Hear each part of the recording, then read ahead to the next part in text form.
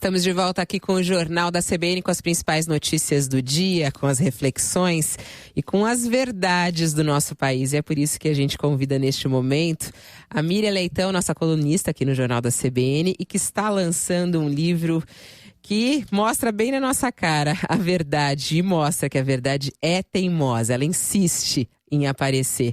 Não é isso, Miriam Leitão? Bom dia.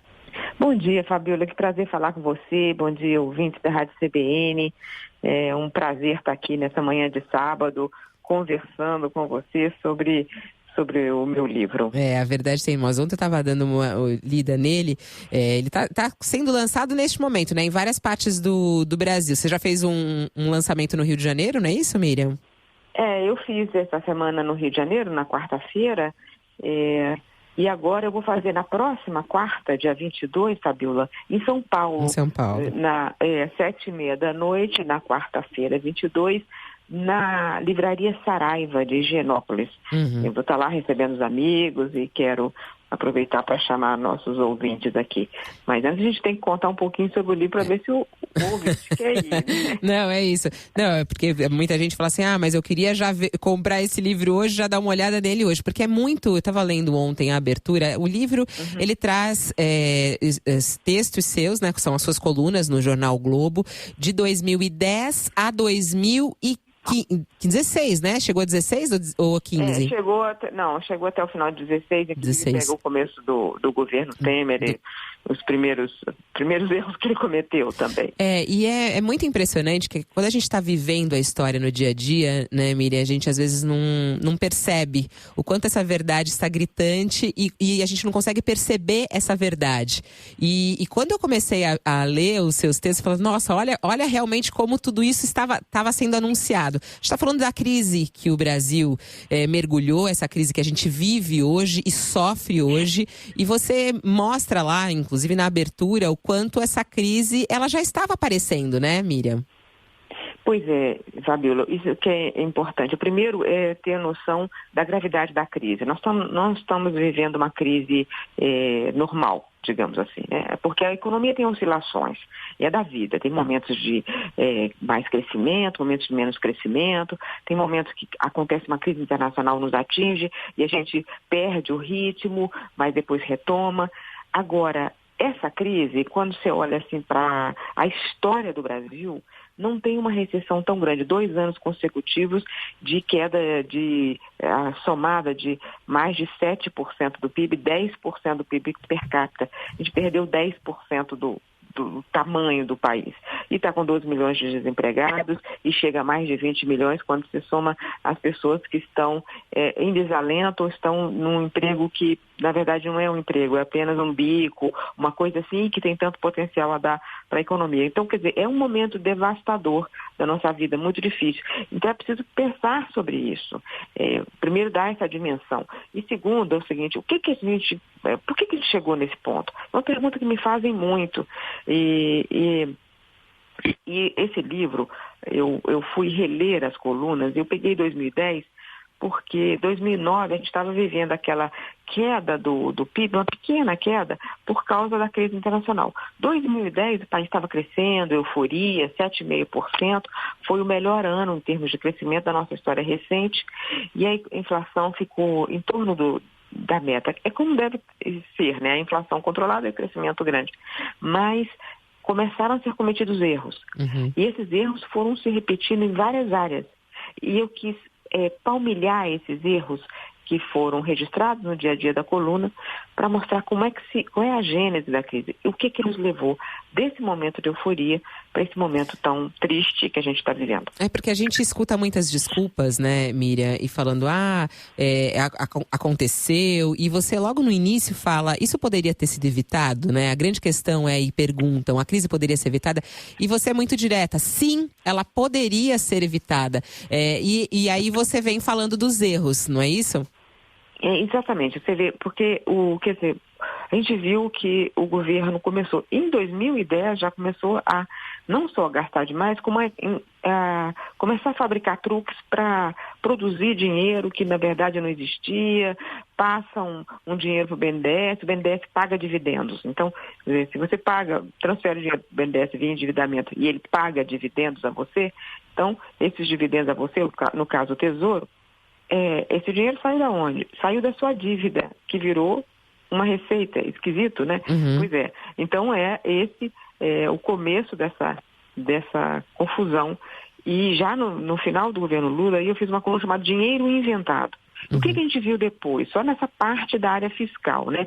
Porque tem outros erros em outras áreas. Mas nessa parte fiscal, daí para diante, o governo Dilma começou a criar cada vez mais artifícios, cada vez mais dinheiro que não existia, que aparecia, dívidas que eram escondidas, gastos que eram maquiados. E a gente veio cobrindo isso, jornalistas, alertando que isso era um perigo, e até foi criada a expressão pedalada, foi criada pelo Valor Econômico, que era assim, uma forma de jogar para diante uma dívida através de um truque, que é o banco emprestar. Bom, a gente viu no que deu isso. Isso deu, no momento que a gente vive atual, um déficit enorme nas contas públicas. O Brasil estava com superávit primário de mais de 3% e foi para um déficit primário de 3%.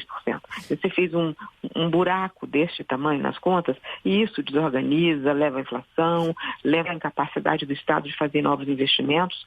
E tudo isso, durante o período, eu, como jornalista, fiz o meu papel e os jornalistas todos fizeram o papel, os jornalistas de economia fizeram isso, que foi alertar, olha, isso aqui vai dar errado, isso aqui a gente já sabe que dá errado. E o governo ignorou todos os alertas. Economistas também fizeram muitos alertas.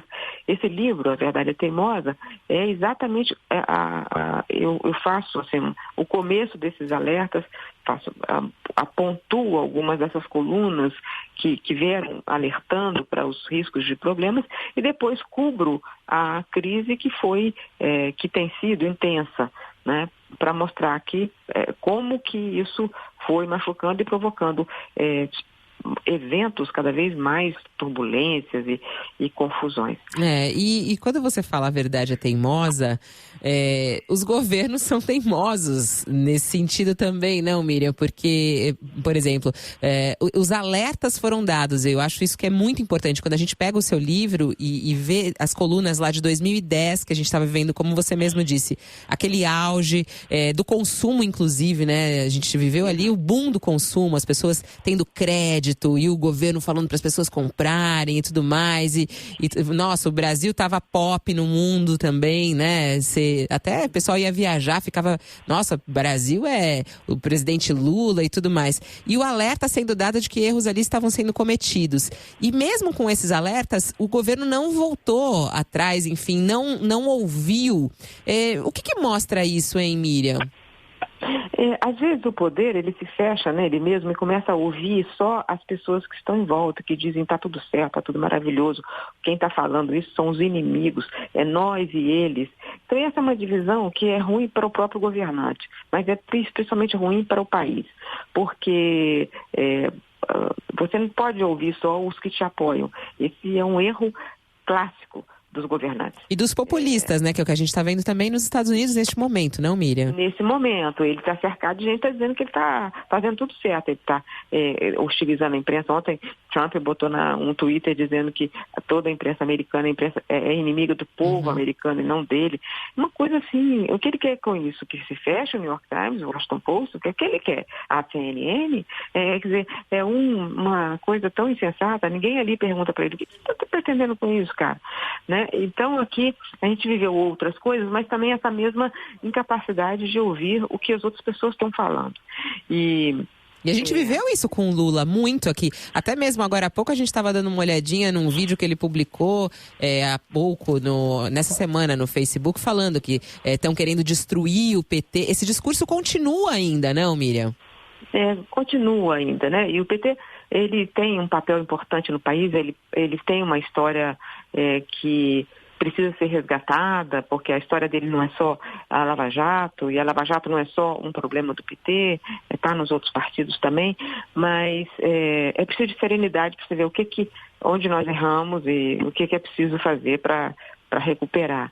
Mas, e também, assim, não é errado, só ficando uma coisa que você disse antes, não é errado consumir ou até ter crédito. O problema é ter crédito descontrolado, é ter crédito, assim, incentivar as famílias a se endividar além do que elas podem, né? Houve muito isso no Brasil, mas eu alertei para outras coisas, como o uso indevido do BNDES, para distribuir dinheiro, muito dinheiro para alguns grupos específicos.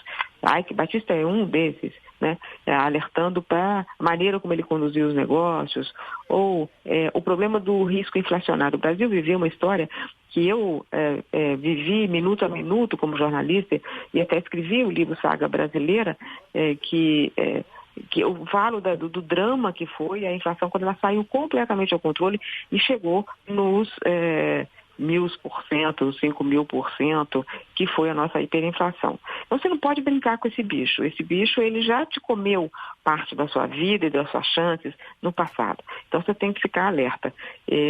Tem uma coluna chamada O Bicho Inflação, que eu falo assim, a inflação é um bicho que voa que nem avião.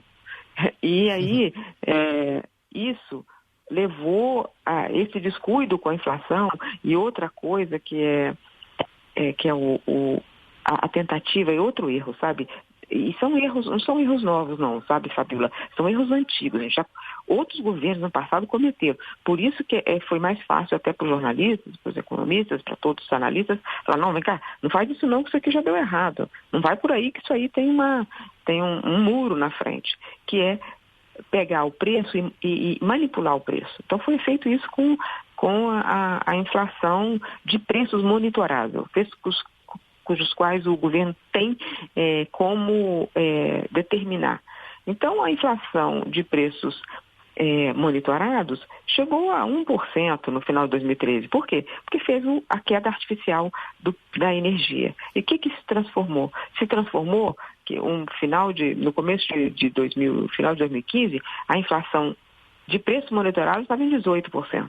E foi essa alta que levou a inflação chegar a ficar acima de 2 dígitos, né? Então, não se pode fazer determinadas coisas. A economia fala assim, isso está contratado. Quer dizer, eu tomo uma decisão e eu contrato um momento de crescimento ou um momento de recessão. E foi isso que aconteceu, né? O governo, com seus erros e sua repetição dos erros antigos, levou a esse buraco que a gente vive. Você ficou angustiada? Porque eu fiquei um pouco angustiada quando eu estava vendo o seu livro, a história assim, poxa, a gente estava vendo ali a verdade e as coisas vão acontecendo e não vai tendo transformação.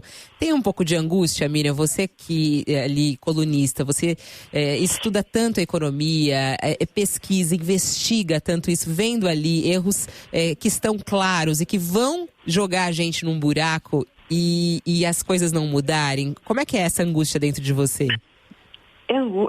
Exatamente, a palavra é essa, angústia, né? Eu me lembro de um dia que, no começo de 2015, eu, analisando todos os dados, conversando com várias pessoas, eu me dei conta que a recessão ia ser muito grande, muito longa.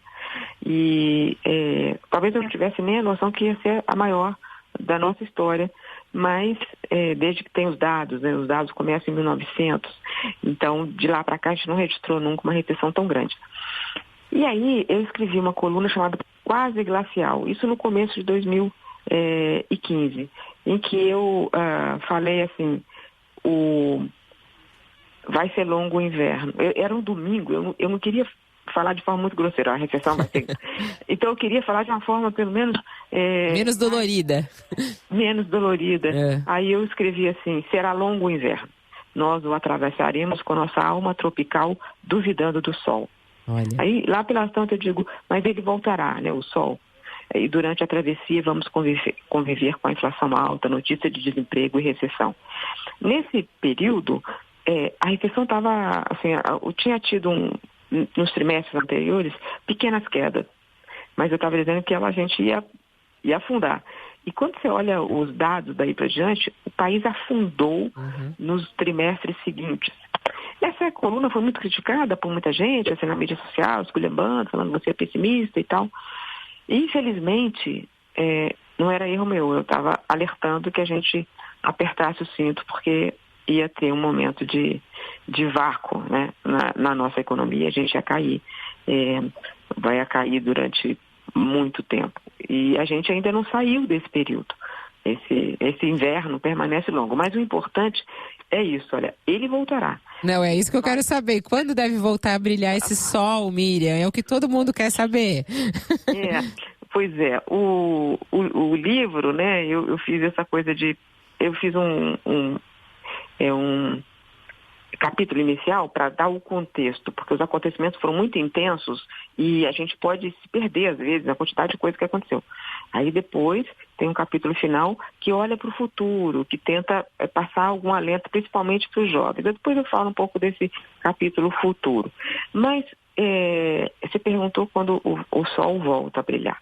Ele demora um pouco ainda, porque essa queda a recessão foi muito grande, ela tem complicações como a crise política, ela tem outras complicações em outras áreas, então a recuperação vai ser lenta. E houve alguns momentos da vida econômica do Brasil, que o Brasil caiu e recuperou no momento seguinte. Por exemplo, a última recessão grande assim, mas foi até menor do que essa, foi a do Collor. Né? Foi a do Plano Collor.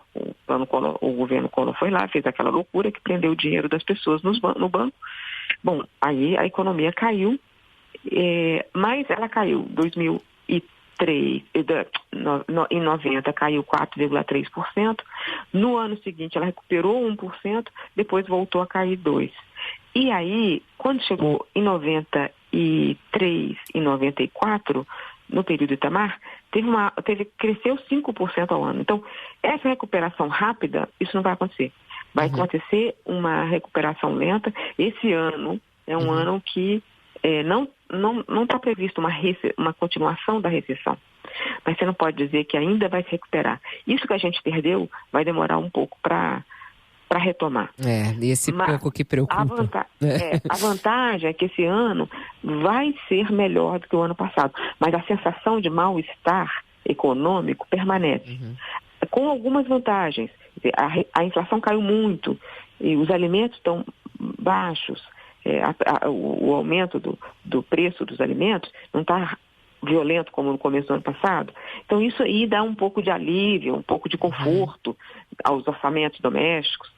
Mas é uma recuperação. E uma expectativa de um emprego voltar, pelo menos um pouco, né? A volta do emprego, porque o emprego ainda é a grande preocupação. Agora, Miriam, muito obrigada pela entrevista. Para quem quiser conferir A Verdade é Teimosa, acho que vale a pena a gente dar uma olhada na nossa história, né? E por que nós chegamos onde chegamos. O livro conta justamente isso, né?